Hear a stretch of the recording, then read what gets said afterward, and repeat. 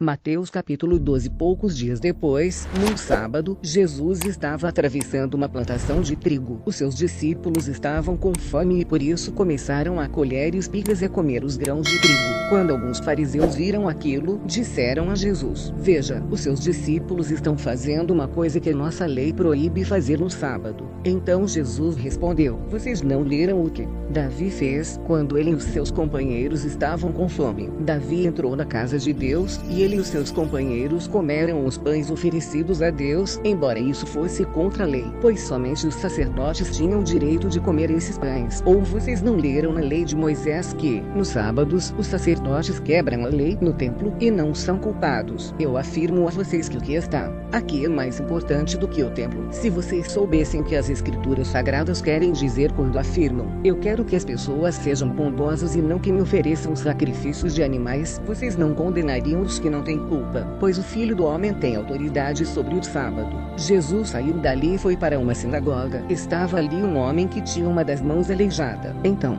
algumas pessoas que queriam acusar Jesus de desobedecer a lei lhe perguntaram: "É contra a nossa lei curar no sábado?" Jesus respondeu: "Se um de vocês tiver uma ovelha, e no sábado ela cair num buraco, será que ele não vai fazer tudo para tirá-la dali? Pois uma pessoa vale muito mais do que uma ovelha. Portanto, a nossa lei permite ajudar os outros no sábado." E disse para o homem: "Estenda a mão." Ele estendeu, e ela sarou e ficou igual a outra. Então os fariseus que estavam ali saíram e começaram a fazer planos para matar Jesus. Quando Jesus soube disso, foi embora dali, e muita gente o seguiu. Ele curou todos os que estavam doentes e mandou que não contassem nada a ninguém a respeito dele. Isso aconteceu para se cumprir o que o profeta Isaías tinha dito. Disse Deus: "Aqui está o meu servo que escolhi, aquele que amo e que dá muita alegria ao meu coração. Eu porei nele meu espírito, e ele anunciará o meu julgamento a todos os povos. Não discutirá, nem gritará, nem fará discursos nas ruas. Não esmagará o galho que está quebrado, nem apagará a luz que já está fraca. Ele agirá assim até que a causa da justiça seja vitoriosa,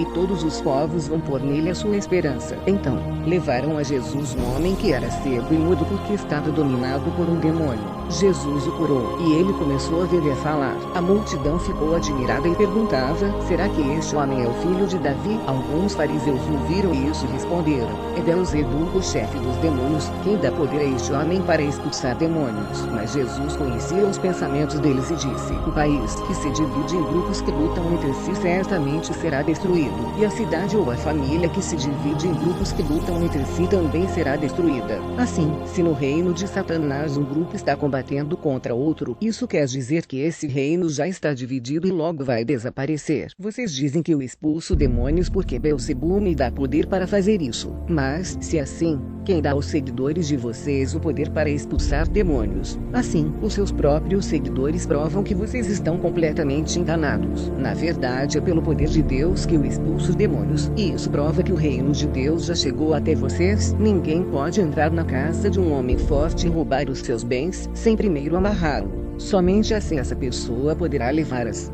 coisas que ele tem em casa. Quem não é a meu favor é contra mim, e quem não me ajuda a juntar está espalhando.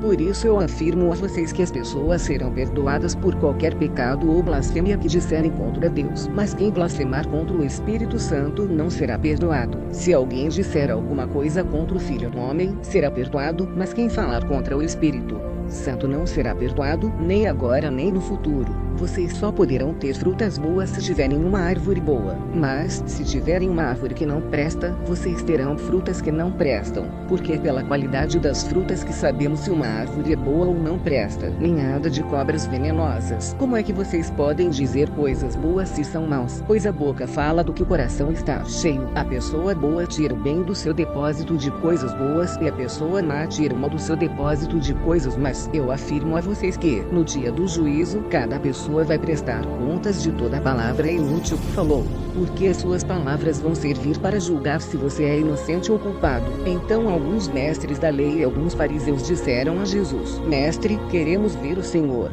fazer um milagre." Jesus respondeu: "Como as pessoas de hoje são más e sem fé. Vocês estão me pedindo que façam um milagre, mas o milagre do profeta Jonas é o único sinal que lhe será dado. Porque assim como Jonas ficou 3 dias e 3 noites dentro de um grande peixe, assim também o Filho do Homem ficará 3 dias e 3 noites no fundo da terra. No dia do juízo o povo de Nínive vai se levantar e acusar vocês, pois eles se arrependeram dos seus pecados quando ouviram a pregação de Jonas. Eu afirmo que o que está aqui é mais importante do que Jonas. No dia do juízo a rainha de Sabá vai se levantar e acusar vocês, pois ela veio de muito longe para ouvir os sábios ensinamentos de Salomão. E eu afirmo que o que está aqui é mais importante do que Salomão. Jesus continuou: quando um espírito mau sai de alguém, anda por lugares sem água, procurando onde descansar, mas não encontra. Então diz: vou voltar para minha casa, de onde saí. Aí volta e encontra a casa vazia, limpa e arrumada. Depois sai, vai buscar outros 7 espíritos piores ainda, e todos ficam morando ali. Assim a situação daquela pessoa fica pior do que antes. E isso também acontecerá com essa gente má de